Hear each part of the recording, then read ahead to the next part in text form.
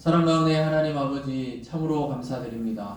오늘 이 시간에도 하나님의 말씀을 듣기 위하여 또 이 자리에 모이고 또 하나님께 예배하기 위하여 이 자리에 믿음을 가지고 나온 모든 성도들에게 오늘 또 말씀해 주셔서 그 말씀이 힘이 되고 생명의 양식이 되고 또 회복과 축복의 그러한 말씀이 될 수 있도록 은혜 내려 주시옵소서.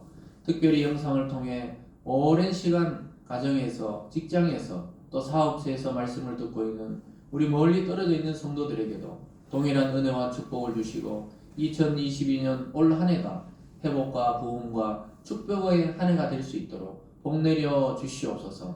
우리의 영혼의 문제만이 아니라 육체의 모든 질병도 말씀을 통해 해결받고 치유받는 놀라운 은혜의 시간이 될 수 있도록 복 내려 주시옵소서.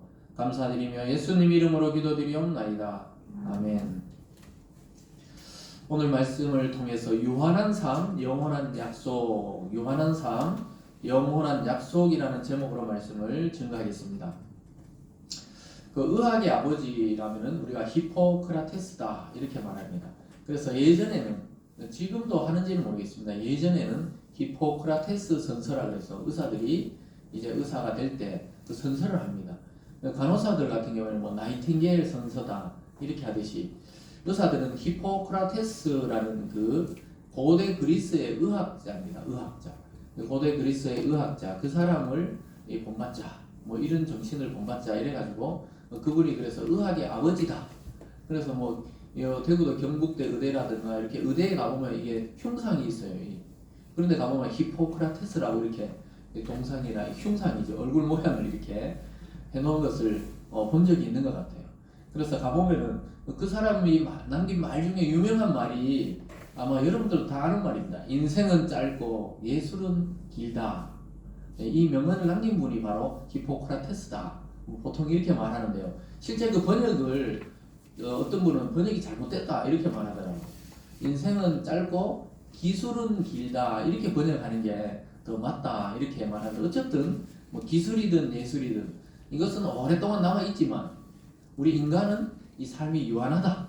이것을 이제 의학의 아버지 히포크라테스가 이야기하면서 그 기술은 영원하다는 게, 그래서 의학 기술을 계속해서 연마해도 끝이 없다. 그래서 의사들은 열심히 그 의학을 공부해서 그 인류에 좋은 영향을 끼쳐야 된다. 이런 의미로 아마 말씀을 하신 것 같아요. 근데 히포크라테스가 아마 예수님 오시기 전의 사람이거든요. 고대 그리스에. 근데 그 히포크라테스가 태어나기 훨씬 전에 성경을 보면 이사야라는 선지자가 인생에 대해서 잘 이야기한 부분이 있습니다. 그래서 그 이사야 40장으로 가보면 어떤 말씀이 나오냐 하면은 인생은 풀과 같다 이렇게 말하고 그 아름다움은 꽃과 같다 이렇게 말씀하는 장면이 나옵니다. 그러니까 히포크라테스보다 성경이 훨씬 일찍 인생에 대해서 정리를 내렸죠. 그러니까 인생은 짧다는 거예요. 시골에 살아보면 농사를 지은 분들은 알죠. 그 시골에서 식물 옆에 나는 그 풀들을 뽑아서 길에 갖다 던지거나 또는 언덕에 던져 놓으면은 아마 그 쨍쨍 내려쬐는 햇빛에 한나절도 안 돼가지고 이 풀이 시드는 것을 보게 됩니다. 이 뽑아버리면 금세 그 풀이 시드는 것을 보게 돼요. 그래서 저도 이 시골에서 자라서 이 말씀이 너무 이 그림처럼 잘 와닿습니다. 이 풀같이 딱 던져 놓으면 그냥 길바닥에 금방 말라져 버리는 것이 그렇게 짧은 생이 인생이다. 근데 그 중에서도 아름다운 시기는 꽃과 같이 짧다는 거예요. 그리고 봄에 목련꽃이 딱 피다 싶으면 금방 또 후두둑 떨어져가지고 목련은 참 이렇게 보면은 아쉬워요. 금방 폈다가 확 떨어지니까 그 떨어지고 보면 또 많이 지저분하거든요. 이 목련꽃은 이 시커멓게 변하면서 변색이 되면서 그런 걸 보면 야 인생이 그와 같다고 성경은 정확하게 이야기하고 있습니다. 아마 여기 연세 드신 분들도 또는 지금 아직 어린 아이도 있지만은 그 가장 아름다울 때, 화려할 때 그때가 아마 아주 잠시처럼 지나갔다는 걸 보게 됩니다. 자기 자신은 늘 거울을 보면은 뭐 늘 그 얼굴이 그 얼굴 같지만 한 10년 만에 본다든가 20년 만에 보면은 예전에 그 사람이 아니에요. 그만큼 빠르게 인생의 그 아름다운 시기가 지나간다는 것이죠.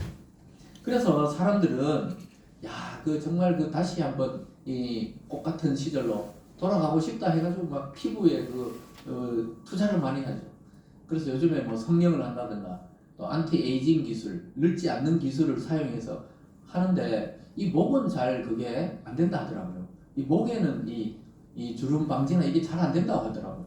그래서 보통 연예인들이 뭐 목에 스카프를 하고 다닌다 이러는데 얼굴은 어떻게 땡기고 뭐 이렇게 째고 이렇게 하는데 목은 그게 잘 안 된다 하더라고요. 맞는지 모르겠어요. 그 목의 이 주름은 해결이 잘 안 돼가지고 그 아주 이렇게 스카프 같은 걸 다 이렇게 하고 나타난다 이렇게 이야기하던데요. 그래서 우리의 삶도 이와 비슷하죠. 성경은 이 정확하게 인생을 가지고 그렇게 말하고 있습니다. 풀이 시드는 것처럼 짧고 그 아름다운 시기는 더 짧아가지고 꽃이 폈다가 탁 지는 것 같이 짧다고 이야기합니다. 아마 여기 인생을 많이 살아보신 분들 또 영상을 통해서 보는 분들 중에도 이제 중년이 넘어가고 이 장년이 되신 분들은 야 진짜 그렇다 이 공감을 할 것 같습니다. 우리가 어릴 때 초등학교 다니거나 이럴 때는 시간이 너무 길어요. 너무 시간이 길어. 언제 어른이 되나? 언제 나는 이렇게 아름다운 여자를 만나 결혼하나? 이런 상상을 하다 보면 굉장히 길어요. 이 지루하고. 근데 그 시기를 지나고 50대를 딱 넘어가면 굉장히 빠른 속도로 지나간다. 이렇게 이야기를 하죠. 근데 성경은 오래전에 우리에게 그것을 교훈하고 있습니다. 솔로몬뿐만 아니라 이사야 선지자가 이미 고대에서 그렇게 말씀하고 있죠. 그래서 돌아보면 한순간입니다. 한순간. 그래서 사람은 본능적으로 무엇을 꿈꾸냐면 영원한 삶을 꿈꾸게 됩니다. 그 이 세상의 부귀 영화를 잡고 권력을 잡은 사람들도 그 권력이 영원하지 않고 인생이 영원하지 않는 걸 알기 때문에 그 사람들이 꿈꾸는 게 뭡니까? 영원한 삶을 꿈꿔요. 그래서 중국의 그 최고의 황제였던 진시 황제도 그 많은 사람들을 보내가지고 우리나라까지 뭐 사람을 보내서 찾았던 게 뭡니까? 불로장생할 수 있는 늙지 않고 오래 살 수 있는 어떤 약초가 있나 싶어서 온 천하에 사람을 보내서 그것을 찾게 되는 것이죠. 왜 그러냐면 삶이 유한하다는 걸 깨닫기 때문에 오히려 영원한 걸 찾습니다. 그래서 이 세상의 사람들은 앞에 세대가 계속 죽어나가고 이걸 보기 때문에 어떻게 하면 의술을 발전시켜서 또 과학을 발전시켜 또 건강을 유지해서 오래 살까? 이 말은 뭡니까? 죽고 싶지 않다는 거예요. 이 영원한 것을 꿈꾸는 게 인간 본성 안에 들어있는 거예요. 왜 그러냐면 원래 하나님이 인간을 창조할 때 하나님의 그 숨을 불어넣어서 영원한 존재로 창조했기 때문에 그렇습니다. 인간이 타락하면서 죽음이라는 것이 오기 전에 영원한 삶으로 원래 살도록 그렇게 기능이 되어 있기 때문에 영원을 꿈꾸게 되어 있습니다. 그런데 참 인생은 또 유한하단 말이에요. 그래서 오늘 성경의 말씀을 보면 이제 야곱이 147세가 되고 이제 늙어서 돌아가시기 전에 오늘 요셉이 애굽에서 나온 두 손자를 축복하는 장면이 나옵니다. 그러니까 자기 인생은 이제 끝이 나도 이 하나님의 약속은 계속 된다는 걸 알고 있기 때문에 축복하고 이 다음 시간에 되면 이제 돌아가시는 장면이 나와요. 그 147세 하면 와 우리 생각에는 뭐 저 같으면 아직 100년 정도 더 살아야 그 나이가 되면 굉장히 긴 것 같지만 야곱이 뭐라 고백했습니까? 자기는 짧게 그냥 잠시 살았다. 130년 이 짧은 인생을 살았다. 이렇게 고백하고 17년 더 살고 이제 돌아가시기 전에 오늘 두 손자를 축복하는 장면이 나옵니다. 그래서 이 아브라함의 축복을 계승하는 장면이에요. 야곱은 아브라함의 손자잖아요. 자기 아버지 이삭이고 그 위에 아브라함인데 아브라함과 하나님이 계약을 맺었잖아요. 근데 아브라함은 죽고 없어졌지만 그 약속의 축복은 이삭을 통해 야곱을 통해 오늘 요셉과 또 그 두 아들을 통해 계속 이어지는 것을 보게 됩니다.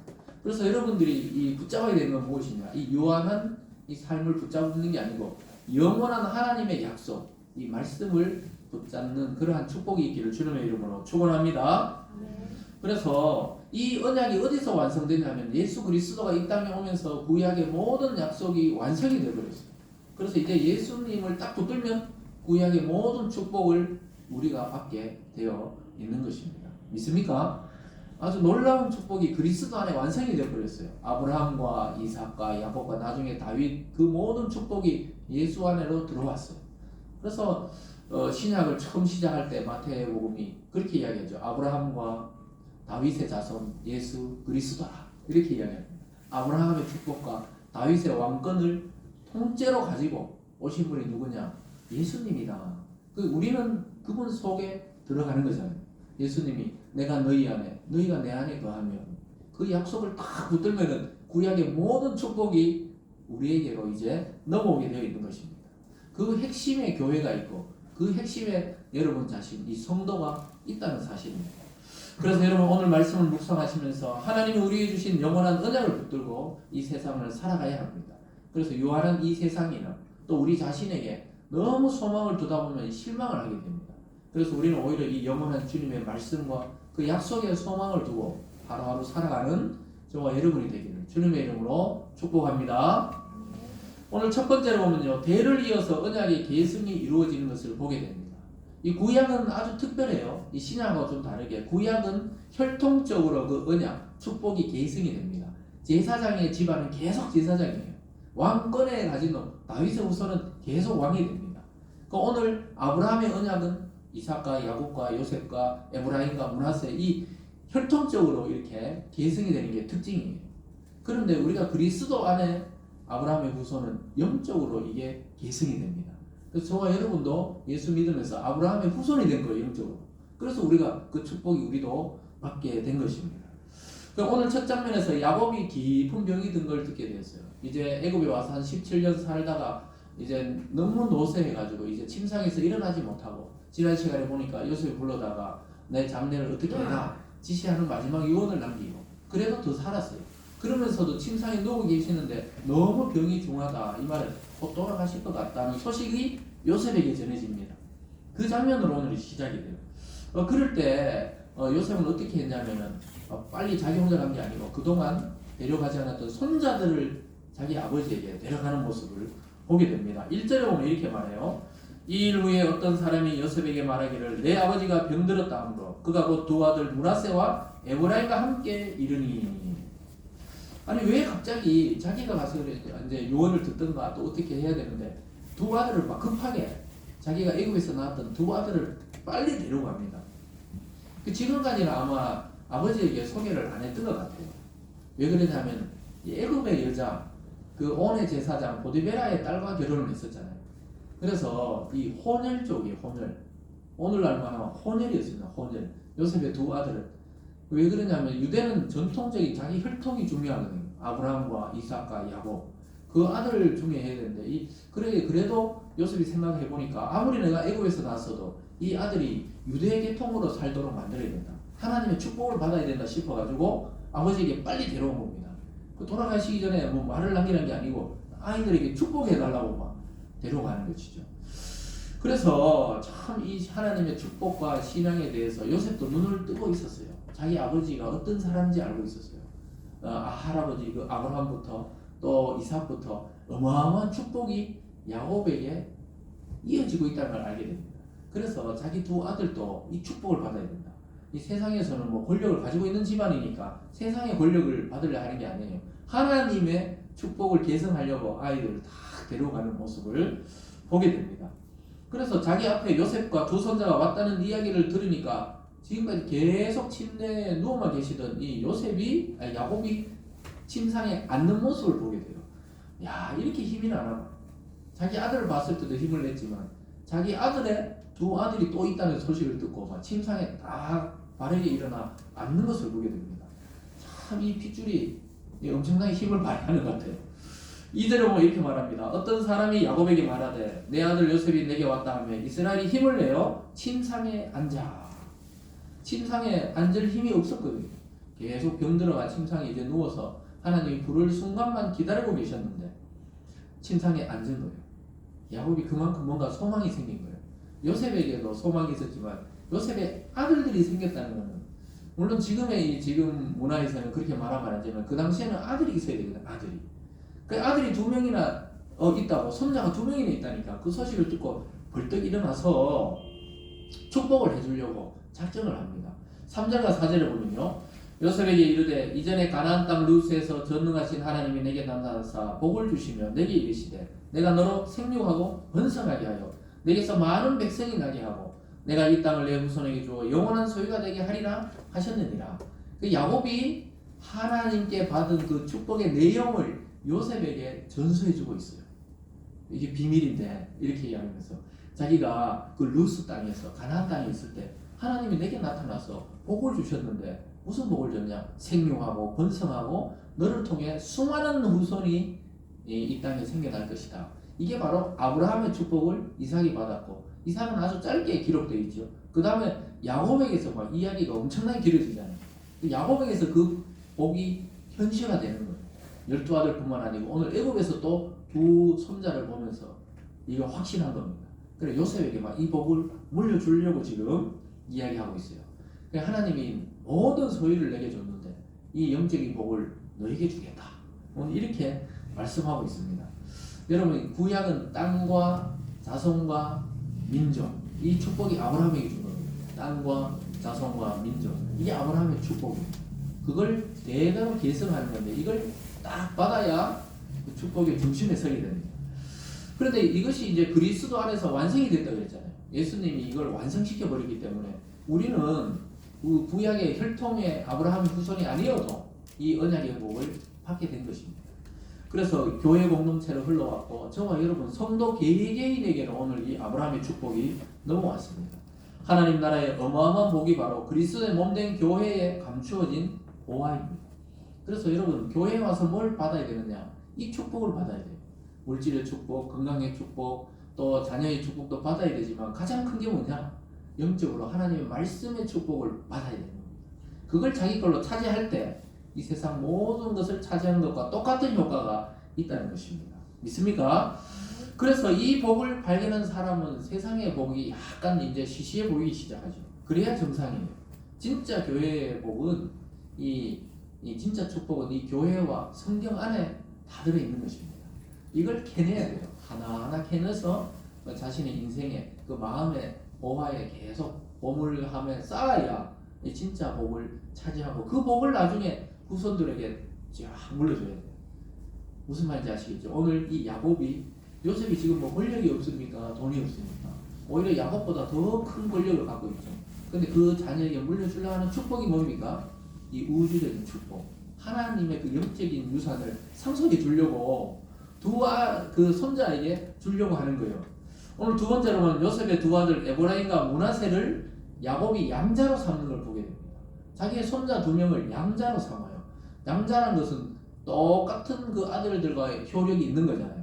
그래서 나중에 실제로 에브라임과 므낫세의 후손이 가나안 땅을 차지할 때 유산을 받아요. 땅을.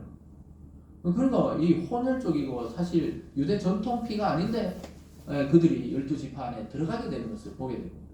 참 신기하게도 오늘 그래서 두 명의 아들을 입양해요. 그 방법이 제일 빠른 방법이거든요. 이제 죽게 생겼으니까 선포하는 거예요. 이 두 손자를 내 자식으로 입양한다.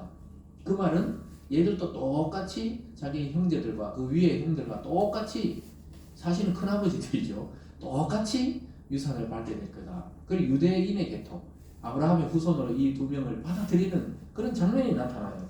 5절과 6절을 보면 이렇게 말씀합니다.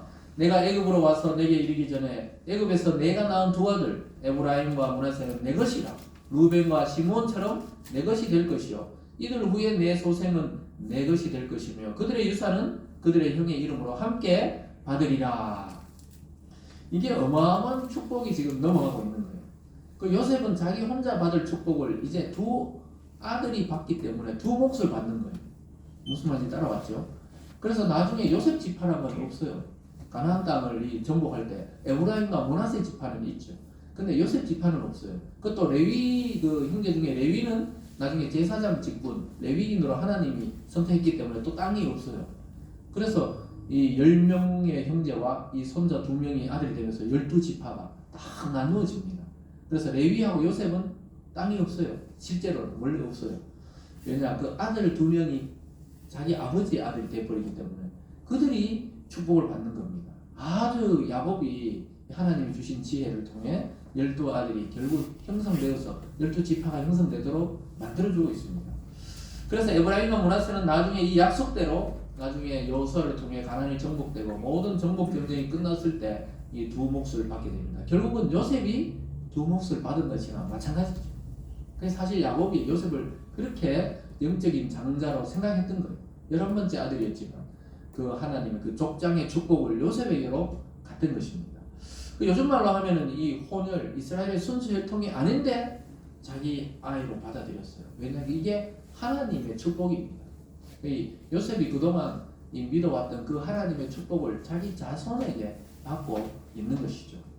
야곱이 이 땅에서 마지막 소명을 다하는 순간을 우리가 지금 보고 있습니다. 마지막 사명은 축복의 사명이 계속 축복이에요. 오늘로부터 시작해서 다음 주까지 계속 야곱이 자기 자녀와 후손을 축복하는 장면이 끝이 납니다. 그래서 다 축복하고 나서 야곱은 두 발을 딱 침상에 모으고 하나님이 숨을 거둬가는 장면이 다음 시간에 나와요.